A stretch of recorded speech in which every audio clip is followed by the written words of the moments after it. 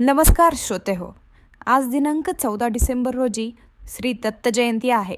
यावेळेस दत्त जयंती सकाळ ही पर्वणीय ठरणार असल्याचं सांगितलं जाते. हा योग राजयोगनुसार फळ देतो. हा योग सर्वांना फलदायी आहे असंही सांगितलं जातं. मार्गशीर्ष महिना सुरू झाला असून दत्त जयंती दिनांक 14 डिसेंबर रोजी सायंकाळी 4:59 चालू होणार असून ती दिनांक 15 डिसेंबर रोजी दुपारी 3:31 आहे. तर आता आपण जाणून घेऊयात श्री दत्त जयंतीची कथा. तत्पूर्वी आपण जर आमच्या चॅनलवर नवीन असाल तर सबस्क्राईब करायला विसरू नका. मार्गशीर्ष पौर्णिमेच्या दिवशी मृग नक्षत्रावर सायंकाळी दत्ताचा जन्म झाला, म्हणून त्या दिवशी दत्ताचा जन्मोत्सव सर्व दत्तक्षेत्रात साजरा होत असतो. पूर्वीच्या काळी भूतलावर स्थूल व सूक्ष्म रूपात आसुरी शक्ती मोठ्या प्रमाणावर वाढल्या होत्या. त्यांना दैत्य म्हटले जात असे. देवगणांनी त्या आसुरी शक्तींना नष्ट करण्यासाठी केलेले प्रयत्न असफल झाले. तेव्हा ब्रह्मदेवाच्या आदेशानुसार वेगवेगळ्या ठिकाणी वेगवेगळ्या रूपात दत्तदेवतेला अवतार घ्यावा लागला. त्यानंतर दैत्य नष्ट झाले. तो दिवस आपण दत्त जयंतीमधून साजरा करतो. दत्त जयंती साजरी करण्यासाठी शास्त्रोक्त अशा विशिष्ट विधी आढळून येत नाही. या उत्सवापूर्वी 7 दिवस गुरुचरित्राचे पारायण करण्याचा प्रघात आहे. यालाच गुरुचरित्र सप्ताह असेही म्हणतात.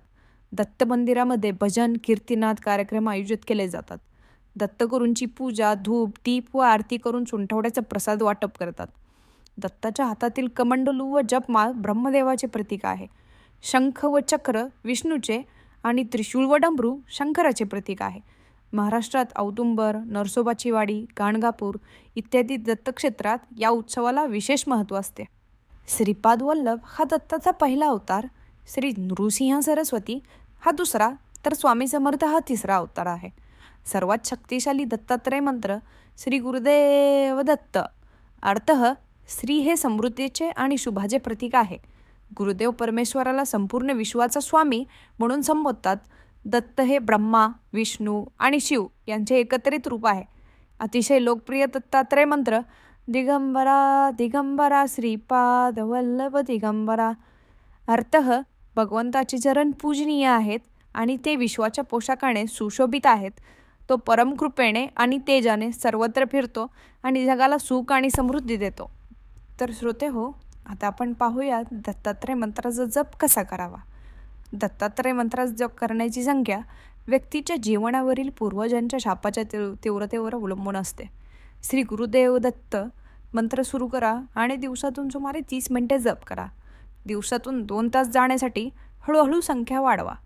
गंभीर समस्यांसाठी मंत्राचा जप सुरू असताना 45 मिनिटे जप करा आणि नंतर तो दररोज सुमारे 4 तासांपर्यंत वाढवा. पितृदोषामुळे गंभीर समस्या येत असल्यास नारायण नागबली, काल सर्पशांती आणि त्रिपिंडी श्राद्ध या मंत्राच्या जपासह करा. दत्तात्रय मंत्राचे फायदे पाहूयात आता आपण. दत्तात्रय मंत्र जप करणाऱ्यांभोवती एक प्रकारची ढाल प्रदान करतो आणि पूर्वजांमुळे होणाऱ्या समस्यांपासून आपले रक्षण करतो. या मंत्राचा जप केल्याने पितृदोष आणि पितृशापाचा प्रभाव हळूहळू कमी होतो. दत्तात्रय मंत्र काही स्वर्गीय विमानांमध्ये धडकलेल्या पूर्वजांच्या आत्म्यांना आराम देऊ शकतो आणि त्यांना त्याच्या स्वर्गाच्या प्रवासात नेऊ शकतो. हे आत्मे स्वतःला मदत करू शकले नसल्यामुळे आपण पृथ्वीवर राहून त्यांच्या वतीने मंत्र जप करून त्यांना मदत करू शकतो. भगवान दत्तात्रय हे भगवान ब्रह्मा, विष्णू आणि शिव यांचे एकत्रित रूप असल्याने हिंदू त्रिमूर्ती हे रूप भक्तांना विपुलता, समृद्धी आणि आनंदाचे आशीर्वाद देण्यासाठी अत्यंत शक्तिशाली आहे. या मंत्राचा जप केल्याने व्यक्तीच्या सर्व इच्छा पूर्ण होण्यास मदत होते. तर श्रोते हो, अशाच नवनवीन गोष्टींसाठी आपला चॅनल सबस्क्राईब करायला विसरू नका. आणि हो, लाईक करा आणि शेअरसुद्धा करा. धन्यवाद.